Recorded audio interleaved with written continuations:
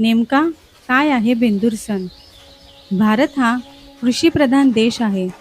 आपल्या देशातील अनेक लोकांचे जीवन शेतीशी जोडलेले आहे. महाराष्ट्रातही शेतीला आणि शेतकऱ्यांना खूप महत्त्व आहे. पूर्वीच्या काळापासून शेतीच्या कामात बैलांचा मोठा वाटा राहिला आहे. शेत नांगरणे, वाहतूक करणे आणि इतर अनेक कामांमध्ये बैल शेतकऱ्याला मदत करत असत. म्हणूनच वर्षभर शेतकऱ्याची साथ देणाऱ्या या बैलांप्रती प्रेम आणि कृतज्ञता व्यक्त करण्यासाठी बेंदूर सण साजरा केला जातो. या दिवशी बैलांकडून कोणतेही काम करून घेतले जात नाही. त्यांना पूर्ण दिवस आराम दिला जातो आणि त्यांची मनापासून सेवा केली जाते.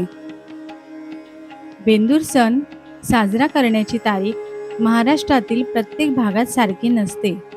महाराष्ट्रातील काही भागांमध्ये आषाढ पौर्णिमेला बेंदूर सण साजरा करण्याची परंपरा आहे.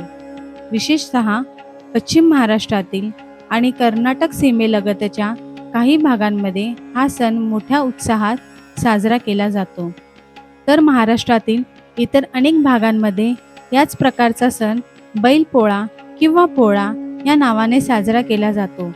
बेंदूर आणि पोळा या दोन्ही सणांचा मुख्य उद्देश मात्र एकच आहे: शेतकऱ्याच्या जीवनात महत्त्वाची भूमिका बजावणाऱ्या बैलांप्रती कृतज्ञता व्यक्त करणे. बेंदूर सणाच्या दिवशी सकाळपासूनच शेतकऱ्यांच्या घरात उत्साहाचे वातावरण असते. सर्वात आधी बैलांना स्वच्छ पाण्याने अंघोळ घातली जाते. त्यांना छान सजवले जाते. बैलांच्या शिंगांना विविध रंगांनी रंगवले जाते. त्यांच्या अंगावर सुंदर झूल घातली जाते. गळ्यात घुंगराची माळ घातली जाते. डोक्यावर बाशिंग बांधले जाते. काही ठिकाणी बैलांना नवीन वेसन, मोहरकी आणि कंडाही घातला जातो. बैलांना सुंदर सजवल्यानंतर ते खूपच आकर्षक दिसतात. बेंदूर सणाची आणखी एक सुंदर परंपरा म्हणजे घरात मातीचे 2 छोटे बैल तयार करून त्यांची पूजा करणे. या मातीच्या बैलांना घरातील देवाजवळ किंवा ठराविक ठिकाणी ठेवले जाते. त्यानंतर त्यांची मनोभावे पूजा केली जाते.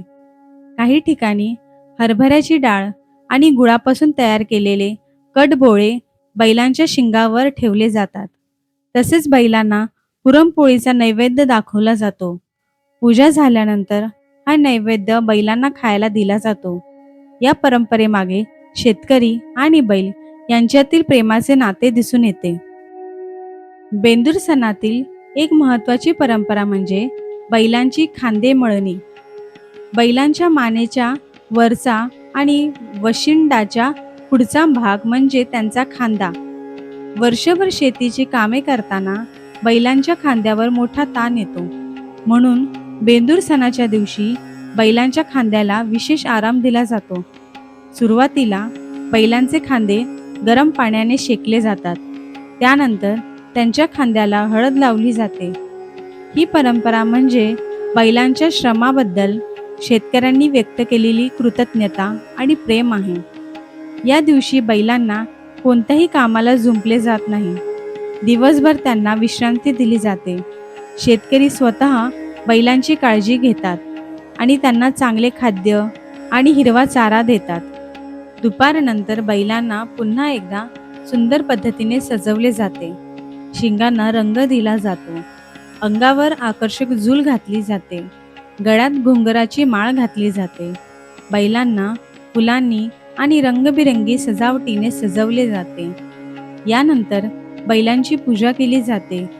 पूजा झाल्यानंतर अनेक गावांमध्ये बैलांची मिरवणूक काढली जाते. ढोल ताशांच्या गजरात आणि पारंपरिक वाद्यांच्या नादात बैलांची मिरवणूक निघते. गावातील लोक मोठ्या उत्साहाने या मिरवणुकीत सहभागी होतात. बैलांची ही सजावट आणि मिरवणूक पाहण्यासाठी लहान मुलांपासून मोठ्यांपर्यंत सर्वजण उत्सुक असतात. मित्रांनो, बेंदूर हा फक्त एक सण नाही. हा सण आपल्याला शेतकरी आणि बैल यांच्यातील अतूट नाते सांगतो. शेतकरी वर्षभर कष्ट करतो आणि त्याच्यासोबत बैलही शेतीच्या कामात मेहनत घेतात. त्यामुळे वर्षातून एक दिवस तरी या मुक्या प्राण्यांच्या कष्टाची आठवण ठेवून त्यांच्याप्रती प्रेम आणि कृतज्ञता व्यक्त करणे हाच या सणाचा मुख्य उद्देश आहे. आज या आधुनिक यंत्रामुळे शेतीच्या पद्धती बदलल्या आहेत. अनेक ठिकाणी शेतीच्या कामांसाठी ट्रॅक्टर आणि इतर यंत्रांचा वापर केला जातो. तरी सुद्धा महाराष्ट्राच्या ग्रामीण भागात बेंदूर आणि पोळा या सणाचे महत्त्व आजही कायम आहे. हा सण आपल्याला आपल्या मातीशी, शेतीशी आणि आपल्या पारंपरिक संस्कृतीशी जोडून ठेवतो.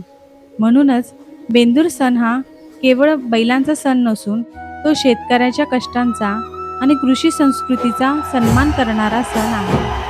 जर तुम्हाला ही माहिती आवडली असेल तर व्हिडिओला लाईक करा आणि आपल्या चॅनलला सबस्क्राईब करा.